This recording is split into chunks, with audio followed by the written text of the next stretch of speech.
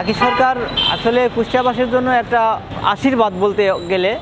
জাকির সরকার একটা অন্য ধরনের মানুষ, যা সবুজ বাংলা পছন্দ করে, সবুজ শ্যামল পছন্দ করে। এই কুষ্টিয়াবাসীর আনাচে কানাচে অনেক গাছ লাগিয়েছে তিনি। কুষ্টিয়াবাসীর জন্য অক্সিজেনের জন্য খুবই একটা দরকারি জিনিস, যা জাকির সরকারের মনে প্রাণে চায় কুষ্টিয়াবাসীর জন্য করতে। সেই কুষ্টিয়াবাসী যদি তার পিছনে থাকে, তার সাথে থাকে, তাহলে কুষ্টিয়াবাসীকে সে যথেষ্ট উন্নয়ন করবে। এটা আমার দিক থেকে আমি মনে করি। আমি মশলা গ্রাম দেখছি কুষ্টিয়ার পাশে, কুষ্টিয়া সদরের মধ্যেই দেখছি পাশে একটা গ্রাম আছে। গ্রামের সমস্ত কাঁচা রাস্তা, পাকা রাস্তা দুই ধার দিয়ে গাছ লাগিয়েছেন। সেই গাছগুলো মশলা গাছ। আসলে আমাদের দেশে মশলা গাছের এত গুরুত্ব অন্য কেউ আসলে বুঝতে পারে নাই। তো সেই গ্রামগুলোর মধ্যে মশলা গাছ লাগিয়েছে। তার গ্রামের নাম আসলে ছিল এক, হয়ে গেছে আর এক। এখন গ্রামগুলোকে সবাই চিনে মশলা গ্রাম হিসাবে চিনে, মশলা গ্রাম হিসাবে পরিচিত। আমি সেই গ্রামে ঘুরেছি মোটরসাইকেল নিয়ে, আমি অনেক ঘুরেছি, অনেক ছবি তুলেছি, খুব ভালো লাগছে আমাকে।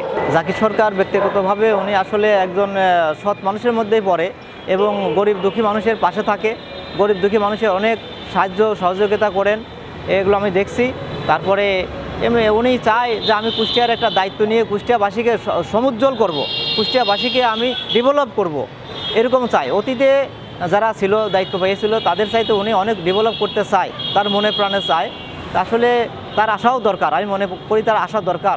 কুষ্টিয়াবাসীর সৌভাগ্য, আসলে কুষ্টিয়া অনেক ডেভেলপ হবে, উন্নত হবে আমি মনে করি। জাকির সরকারের মতো লোক আমার কুষ্টিয়াবাসীকেও পায় নাই, অতীতে কখনো পায় নাই আমি মনে করি। এবার যদি পায় তাহলে কুষ্টিয়াবাসীর আসলে এটা মঙ্গলই বলবো আমি।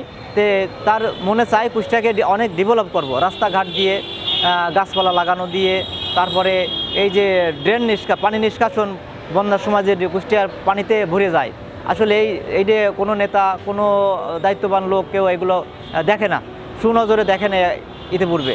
আমি মনে করি উনি এগুলো নিশ্চিত এগুলো ভালো করবে। তা আমি যতদূর জানি বা দেখেছি, জাকির সরকার ওর মধ্যে কোনো অহংকার নাই। তার অহংকার যাদের ভিতরে রয়েছে তারা আসলে অন্য প্রকৃতির মানুষ। আমি দেখেছি জাকির সরকারের মধ্যে এমন একটা ব্যক্তিত্ব আছে যা কখনো সে অহংকারের মধ্যে কথা বলে না, গরিবদের পাশেই থাকে, গরিবদের নিয়েই চলেছে, এরকম মনে করি আমি। জাকির সরকারের চিন্তা চেতনা আসলে কি বলবো, যথেষ্ট ভালো। সে আমার দেশের জনগণের যথেষ্ট উন্নতি করতে চায়, জনগণ যাতে না খেয়ে থাকে, জনগণ যাতে চিকিৎসার কোনো সমস্যা না হয়, এদিক দিয়ে উনি সবসময়ই পাশে থাকে জনগণের। এই চেতনা নিয়ে উনি সামনের দিকে আগাচ্ছে।